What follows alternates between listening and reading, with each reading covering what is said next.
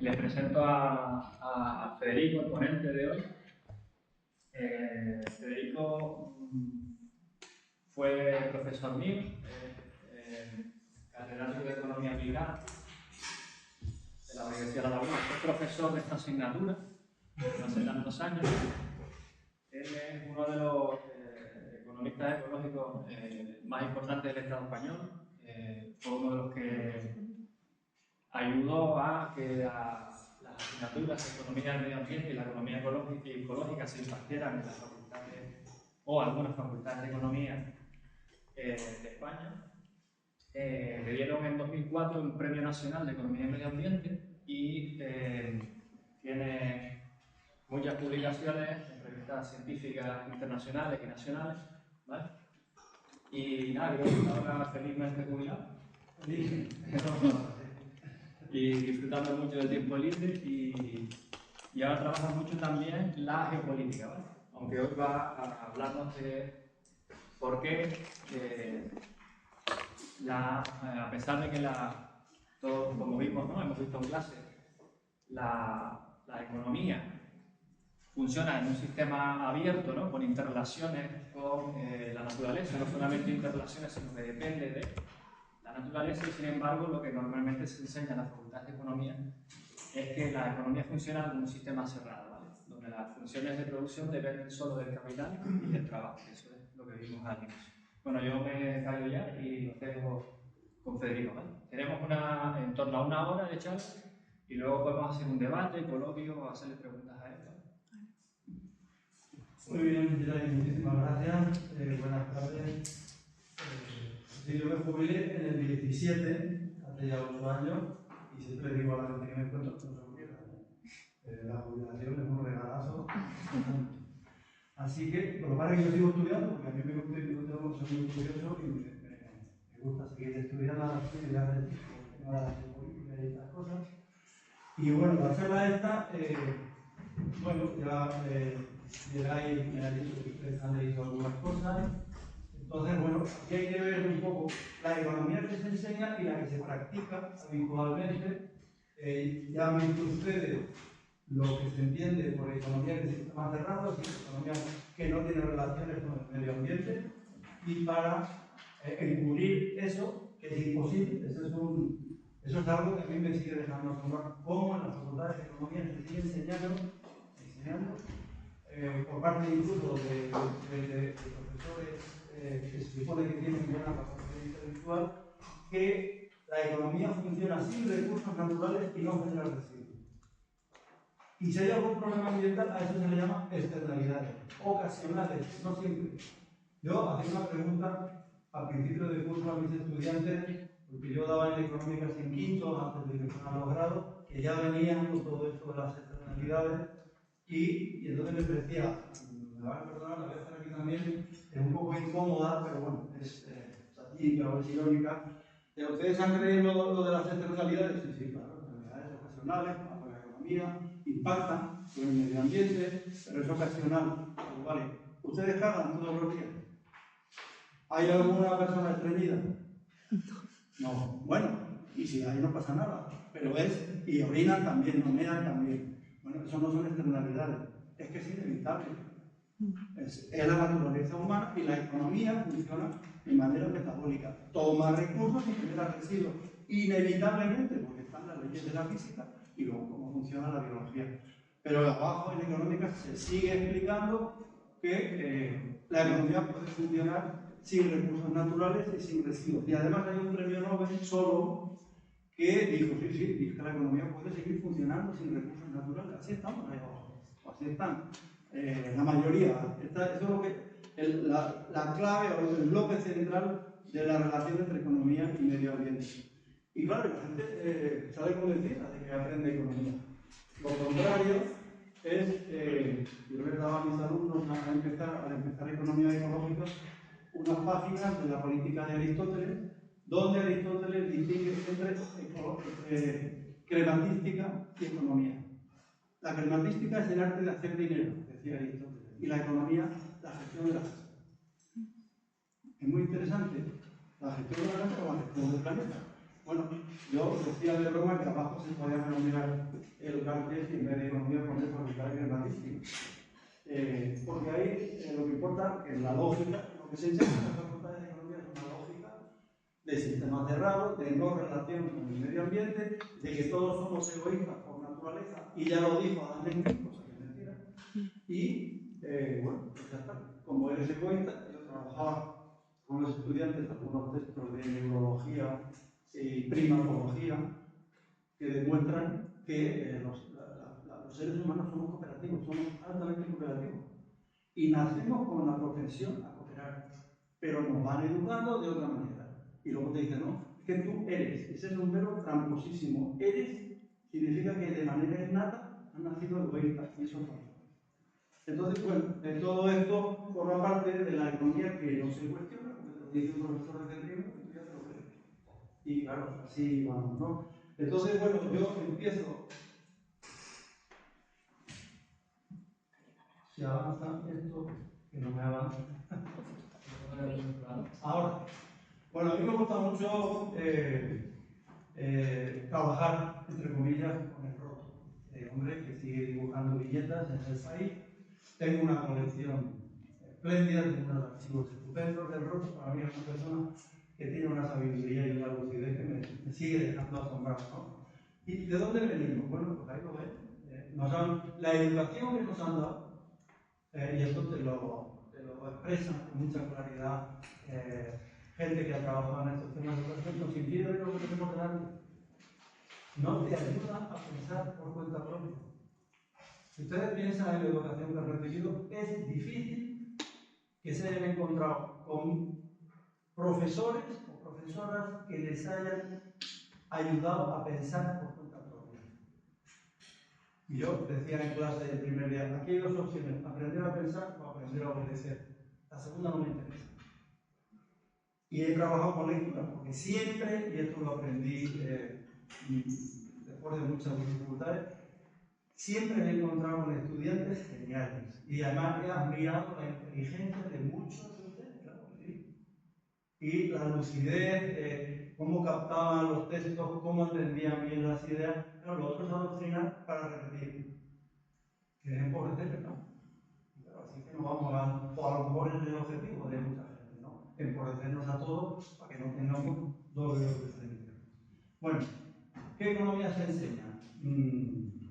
Bueno, empiezo por Joan Robinson. Joan Robinson, no hace falta que se queden con los nombres porque se puede aburrir. Yo le voy a pasar a llenar el Power, si lo quieren ustedes también tener.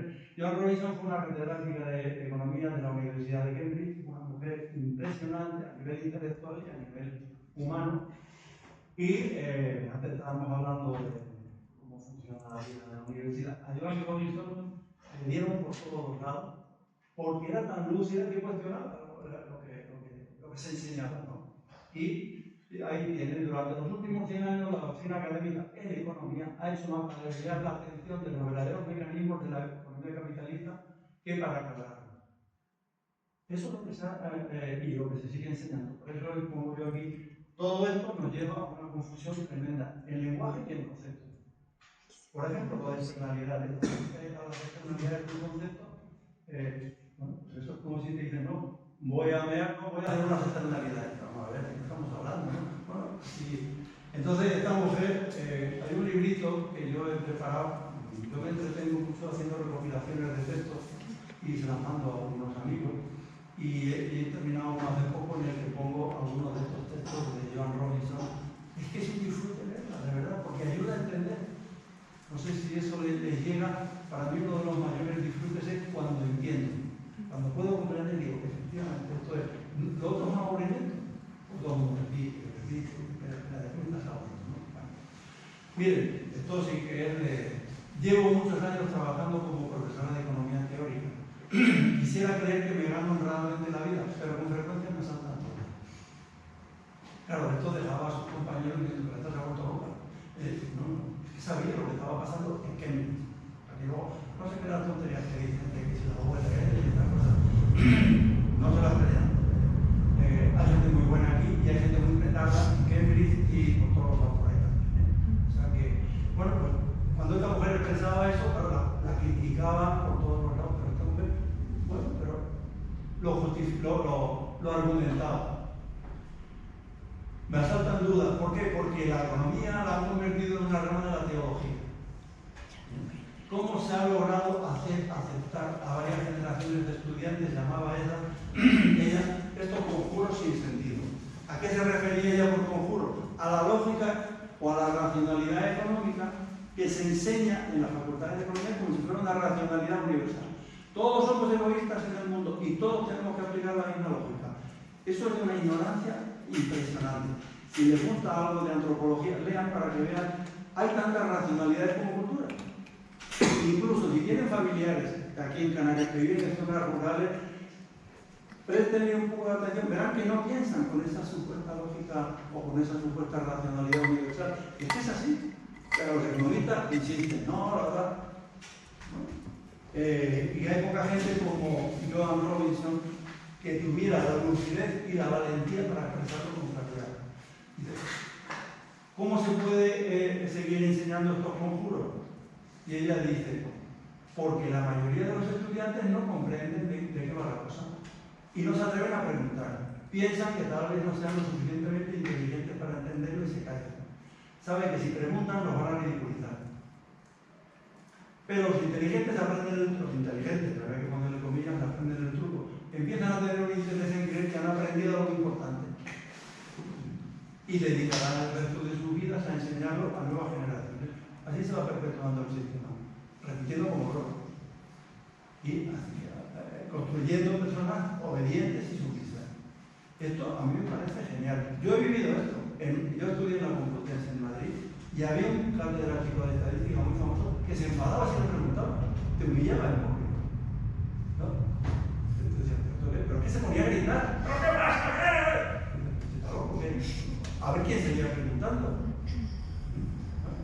Y esto existe todavía, ¿eh? Porque hay profesores que, ¿qué pasa? ¿Que no explico bien? O serás tú el tonto, o la tonta, ¿no? Entonces, de verdad, esto no sé la experiencia que tienen ustedes, pero esto es más habitual de lo que parece. Luego, esto es de Higgs, un premio Nobel de Economía, que hace mucho tiempo decía, claro, si tú la economía le dices no tiene relación con el medio ambiente ni con la naturaleza, el ser humano lo reduces a un ser egoísta por naturaleza, porque nos han hecho así, o lo que sea. Entonces va reduciendo, y dice, al final el campo de los fenómenos con los que trata la economía es tan estrecho que los economistas están continuamente dándose cabezazos contra su límite, es decir, no entendemos nada. Tiene que salir de esa economía. De esa economía de sistema cerrado, que es un sistema físico y mental cerrado. Y cuesta, Cuesta para los profesores y para los estudiantes, porque tú dices, pero a ver de qué me están hablando, ¿no? Pero bueno.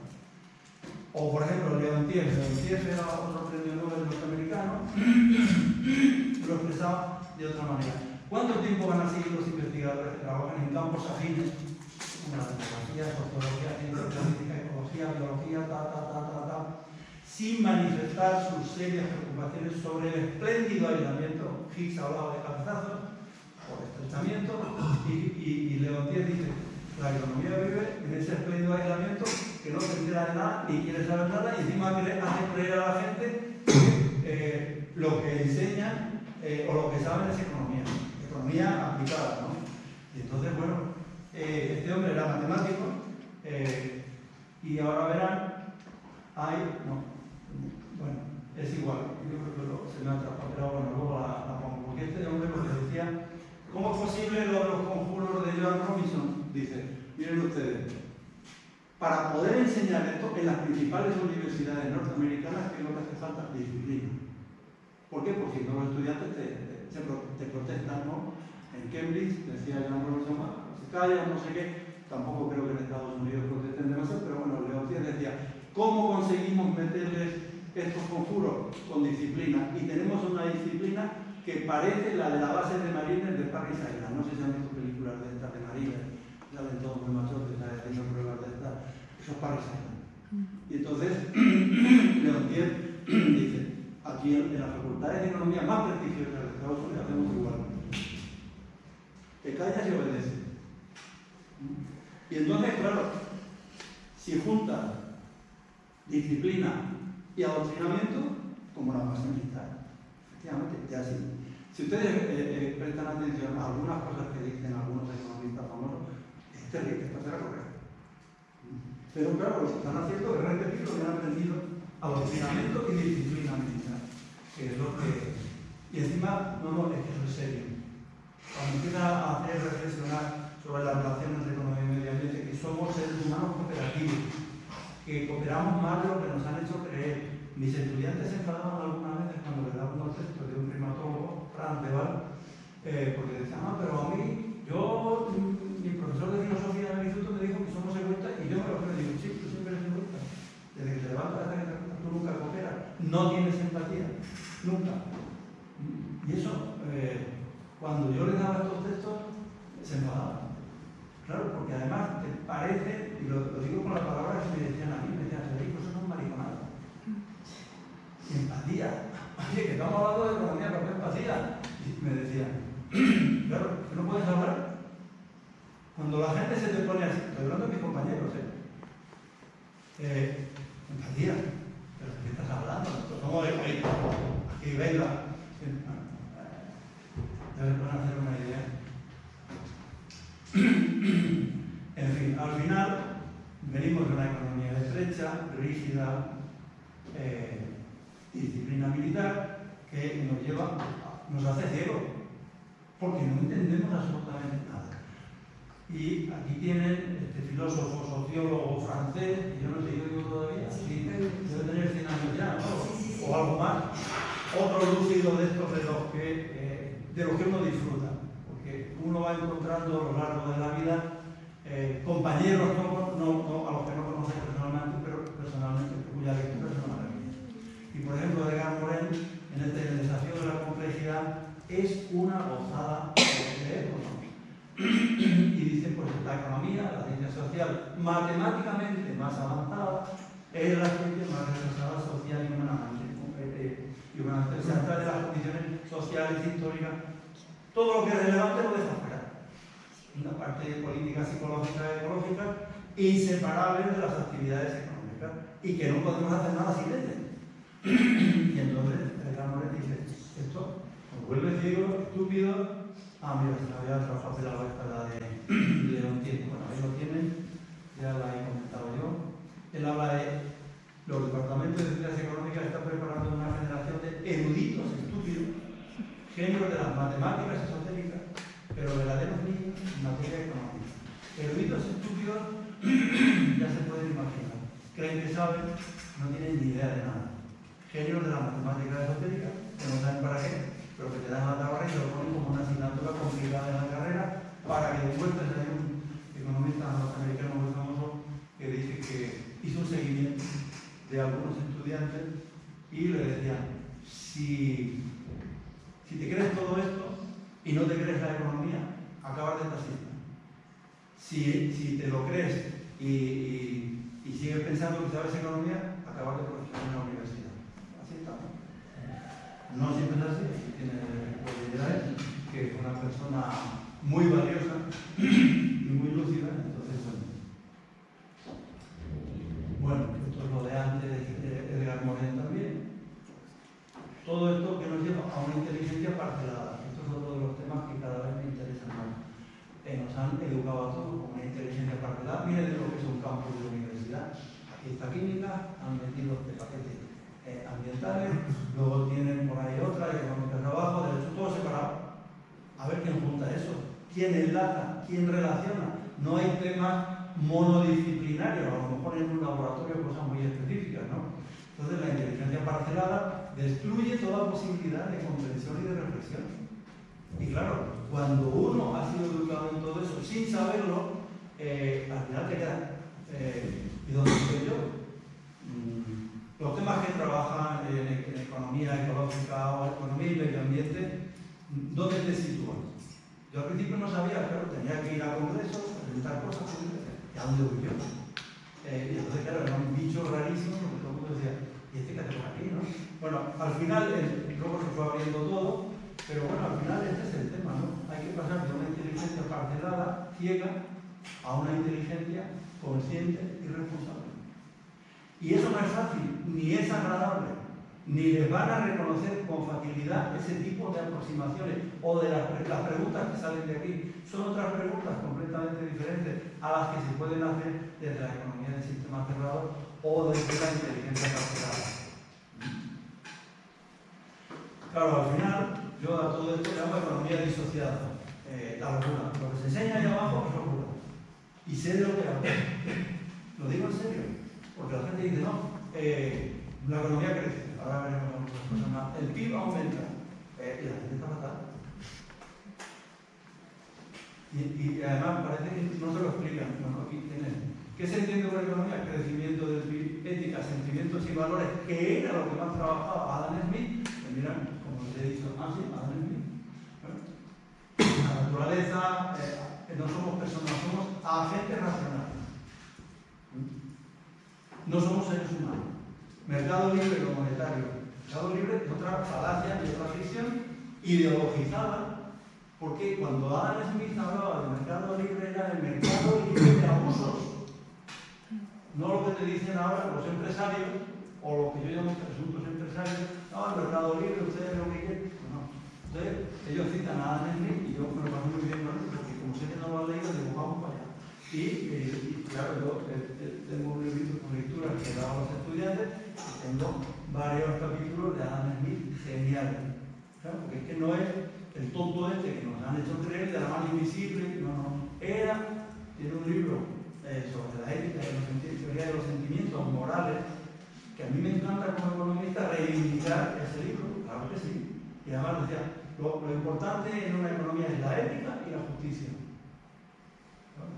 Bueno, así estamos.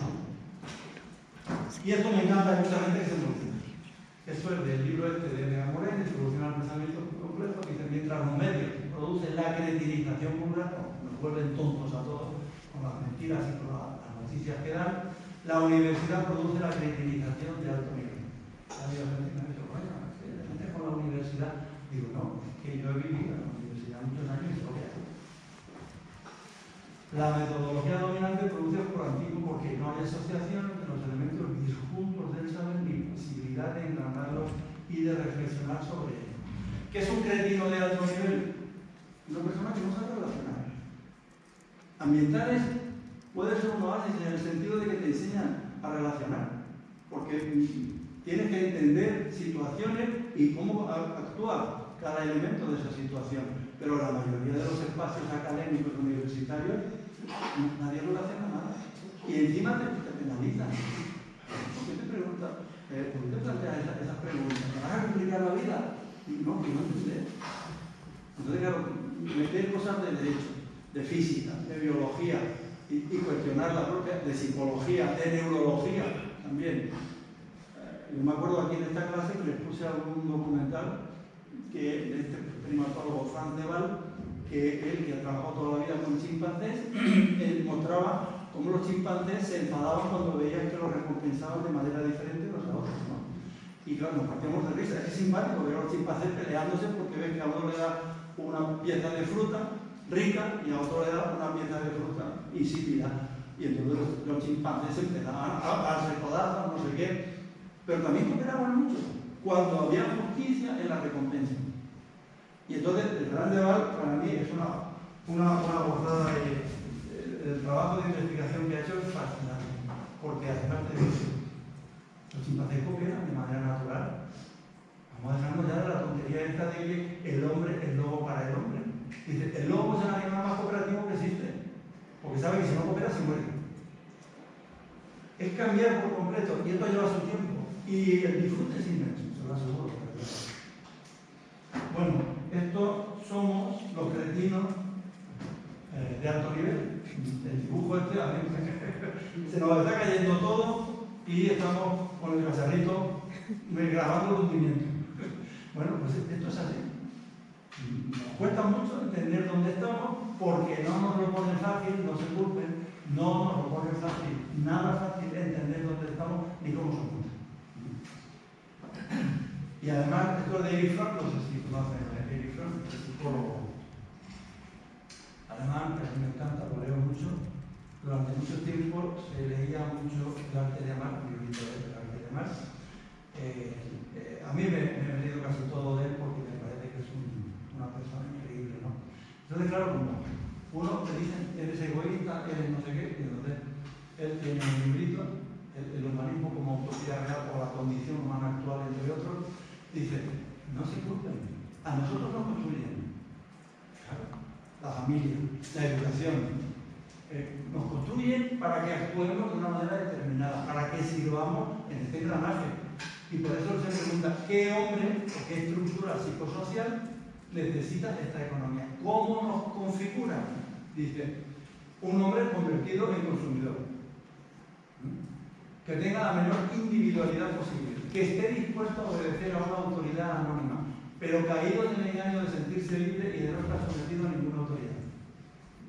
El hombre moderno se convierte en un eterno lactante que nunca puede quedar satisfecho puesto que no desarrolla sus posibilidades como hombre, como ser humano. Claro, si es que nos castran en muchos sentidos. Nos van preparando para funcionar en esta sociedad, para que no entendamos simplemente, para que trabajes y para que te creas libre y no sé qué. Y te has hecho un perdedor. Pero todo porque nos construyen así. Y encima te hacen culpable si no funcionas de esa manera en esta sociedad.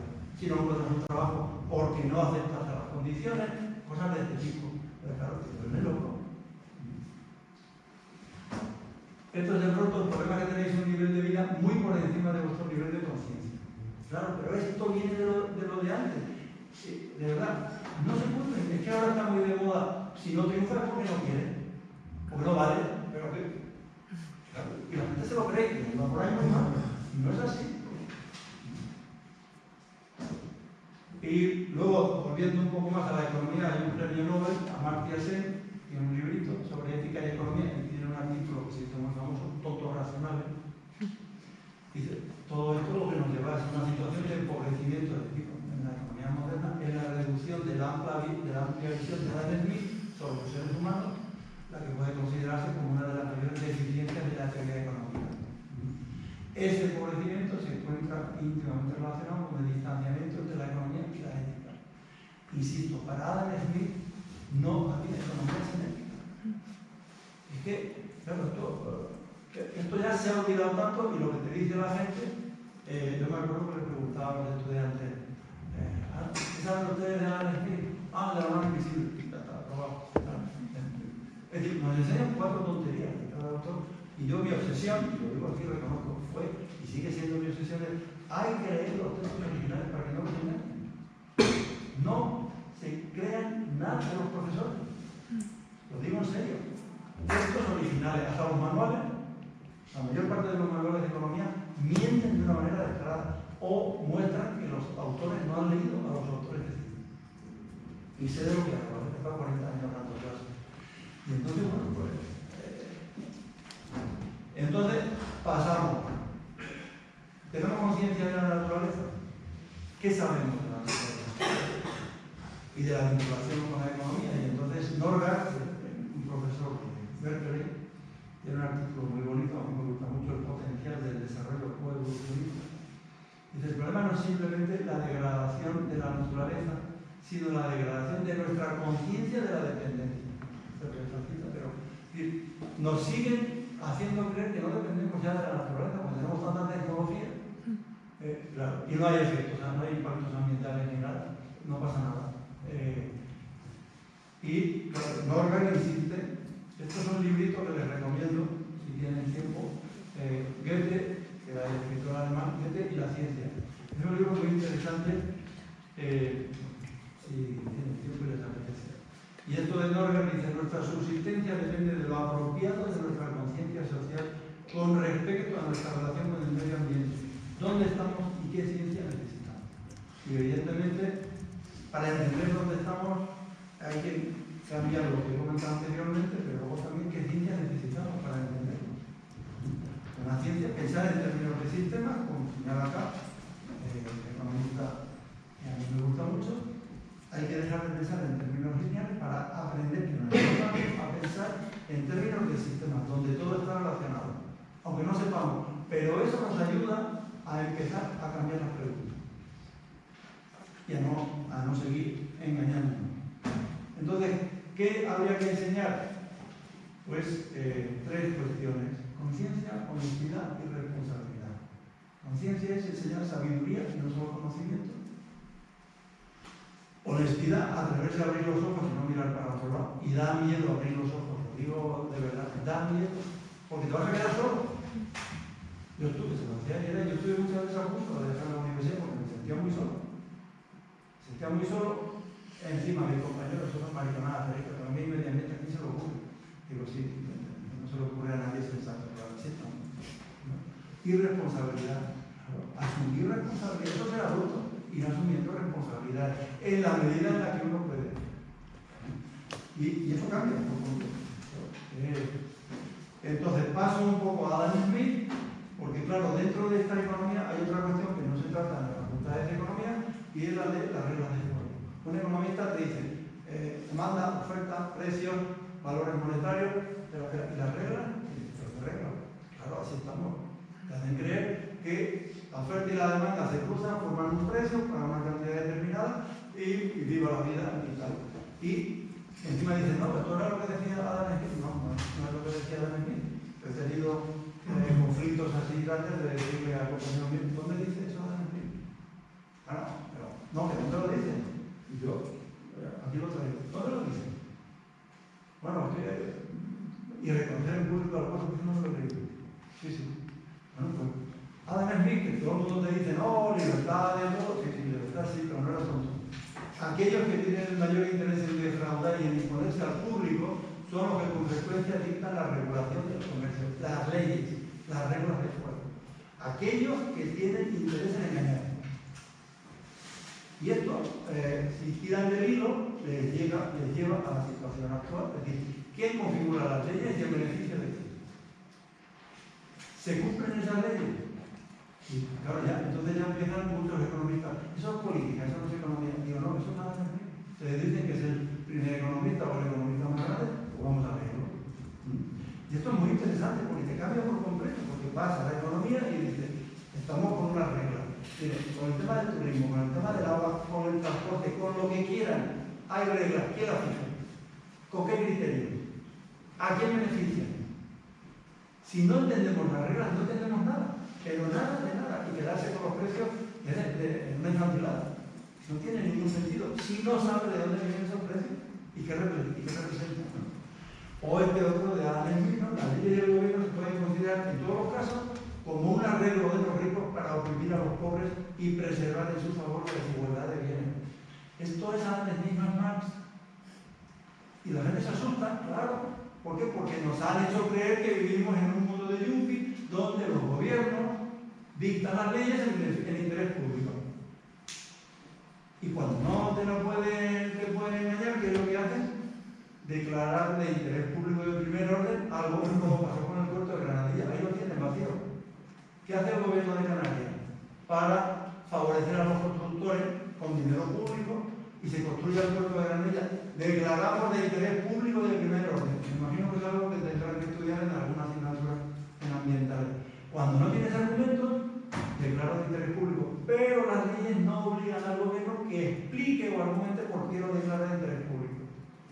Y entonces decían, no, el puerto de Santa Cruz está saturado, no cabe ningún barco. ¿Han visto cómo está el puerto de Granadilla? Han pasado por allí recientemente, no cabe ningún barco, ¿verdad? Está hasta arriba de barcos y contenedores, no hay nada.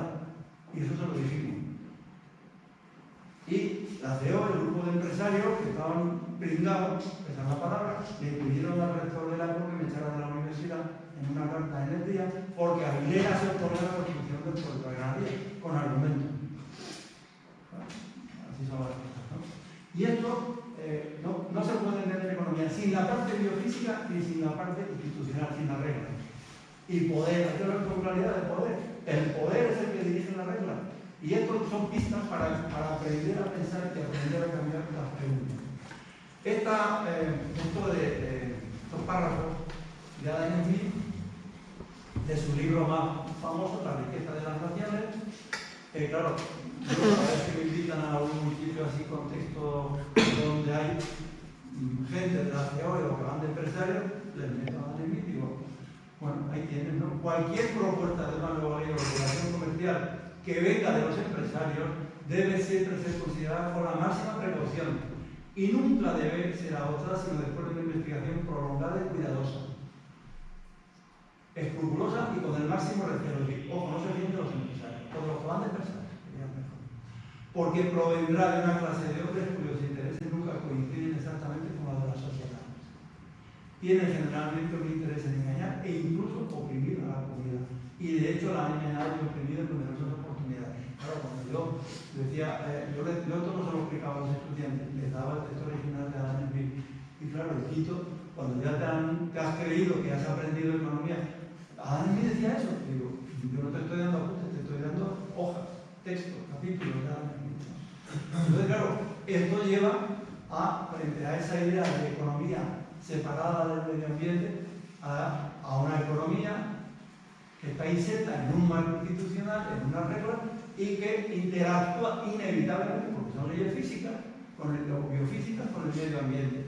Y aquí tienen una lista de preguntas que lleva su tiempo hacérselas, ya no digo contestarlas, sino, por eso les decía, espera, estamos hablando, pero no te pueden salir preguntas si no tienes un poco de claridad mental. Y no es fácil entenderla porque nos han adoctrinado a todos. Es que es así. Para que yo me he ido encontrando a lo largo de mi vida con textos, con personas que me animaban o leían o no sé qué, y decían, todo el mundo. ¿No? Y aquí tienen preguntas. ¿Qué es un procedimiento y pregunta más boba, entre comillas? ¿No? Todos sabemos lo que es un coste, ¿no? Esto cuesta. Vale, pero decía Antonio Machado, todo necio confunde valor y precio. O coste y precio.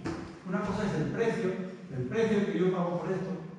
El precio te lo venden en un tanquito y otra cosa es el coste real de lo que ha costado esto, o de un ordenador, o de un coche, o de un móvil. El precio que pagas muchas veces no tiene nada que ver con el coste real en términos humanos y biofísicos, en términos de contaminación. Y no estoy diciendo que se valore el coste en términos monetarios, sino que se tenga en cuenta todo lo que está pasando en África con la extracción de minerales, ahora está todo el mundo con la locura de las tierras raras. No nos dicen, hace años me explicaron una cosa de un sitio donde estaban extrayendo tierras raras y una de las personas, un catedrático de la Universidad de Zaragoza, no, porque es que ahora la Unión Europea tiene un programa EURER, porque está potenciando la extracción de tierras minerales, tierras raras y tal, y esto es muy importante. Y nos mete el señuelo de los móviles, si la mayor parte de las tierras raras es para árboles. Hace poco había una valla aquí a la entrada, por la parte de física, de un catedrático de física, que decía, apoyando la extracción de tierras raras en Fuerteventura. No, porque el futuro sostenible con las tierras raras. Entonces, ven el retiro de alto nivel. No se entera, el catedrático de química o de física o de lo que quiera. Y no se entera o no quiere enterarse, para que le sigan financiando proyectos. A mí no me da sin Fuerteventura. Si no hay agua ni para extraer la tierra, saben que las tierras raras llevan mucha agua, requieren el uso de muchísima agua. Y hay sitios como Taiwán que han eliminado la agricultura para poder contar con agua para la fabricación de chips. Pero esto es locura. Bueno, ahí seguimos. Esto también es muy interesante de Adam Smith, que ahora paso a otras cuestiones, porque, claro, la idea que tenía Adam Smith de crimen y de corrupción. ¿Cuáles eran los crímenes más atroces para Adam Smith? La traición y la cobardía. Entonces, claro, te pones a ver, ¿ustedes creen que hay algún gobierno que no es traición? ¿Y por qué? ¿Por qué son tan cobardes que se someten a los intereses, como decía antes Adam Smith, de los grandes grupos empresariales que nos engañan? Traición y cobardía. Y cuando empiecen a ver esto, van a empezar a mirar de otra manera. No nos representan habitualmente. Todo esto que se decía hace unos años, no nos representan. ¿Qué verdad? Yo ya no hablo de gobierno, sino de presuntos gobiernos. Vienen desde von der Leyen, Trump, Pedro Sánchez, Clavijo, da igual, no gobiernan. Están al servicio de, miren, patético que es, ¿no? Prometió unas cosas y luego le han dicho, no, tú no. y fue allí el Boris Johnson a decirle de paz con Rusia, nada, que la industria armamentística inglesa tiene mucho que ganar con esta guerra. Miles y miles de empleados, de edad igual. Y esto es doloroso verlo y asumirlo. ¿Y qué les da igual? Traición y cobardía. Y se empiezan a ver muchas decisiones que se toman aquí en Canarias, porque lo tenemos más cerca, me da que vais sonando esto. Traición, nos traicionan, son los cobardes. Sí, son los cobardes, nos engañan y nos traicionan. Adam Smith, claro, es que estas son cosas que a lo mejor a ustedes les pillan así muy, pero en la facultad de economía esto era, el hombre debería mirarse a sí mismo no como una parte separada y distinta, sino como un ciudadano del mundo, como un miembro de la vasta comunidad de la naturaleza. Cualquier cosa que le concierna debería afectarle no más que todo aquello que concierna a cualquier otra parte igualmente importante de ese inmenso sistema. Formamos parte de un sistema, estamos ahí y no puede ser que miremos para otro lado cuando hay cosas que nos están afectando. El lenguaje es un poco así, pero esto lo repite aquí en la historia de la astronomía, en otros libros que escribió. Y claro, yo cuando lo leí la primera vez dije, con todo lo que me han contado, porque me han contado, porque yo no había leído, claro, todo es descubrimiento. Y siempre lo recomiendo, pero hay que tener tiempo, quizá no es el mejor momento todavía para ustedes, ¿no? Sociedad y justicia. La sociedad puede mantenerse sin beneficencia, sin calidad, aunque no es la situación más confortable. Pero si prevalece la injusticia, su destrucción será completa. Miren ustedes en qué contexto estamos. Una injusticia tremenda. Miren lo que está pasando con Palestina. Es una salvajada.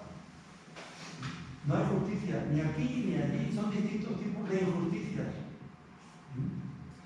La justicia es el pilar fundamental en el que se apoya el principio. Si desaparece, el inmenso tejido de la sociedad humana será pulverizado en átomos.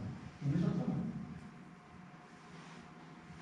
Pero no sabemos muy bien qué hacer, porque también es verdad. Bueno, y Fran de Waal, que les comentaba antes, uno de los libros es La Edad de la Empatía, dice: los estudiosos del derecho, la economía y la política carecen de herramientas para contemplar su propia sociedad con objetividad. Raramente consultan el amplio conocimiento del comportamiento humano acumulado por la antropología, psicología, biología o neurología. Esto lo vemos todo como si fuese nosotros que tenemos que ver con esto, mucho más de lo que ustedes creen. Y además, mucho más, es una literatura muchísimo más accesible de la que nos hacen creer. Y esto es fundamental entenderlo, porque nos ayuda a entenderlo y a no creernos las mentiras que nos cuentan. Pero al final, como todo esto se ignora, pues aquí está el economista convencional. Mi trabajo de economista consiste en hacer que parezca necesario lo intolerable. Bueno, y paso a la parte más. Este es uno de los temas que a mí me interesaban mucho, pero yo preguntaba siempre: ¿cuál para ustedes es el principal problema ambiental? Y es un poco embarazosa la pregunta. ¿Por qué? Porque nos han enseñado a contestar la escasez de agua, la erosión, el cambio climático, la contaminación, ¿no? Pero todo eso son resultados de los problemas. Nos hacen confundir causa con resultado. ¿Por qué hay erosión? ¿Por qué hay esto? ¿Por qué hay lo otro? ¿Qué es lo que está pasando?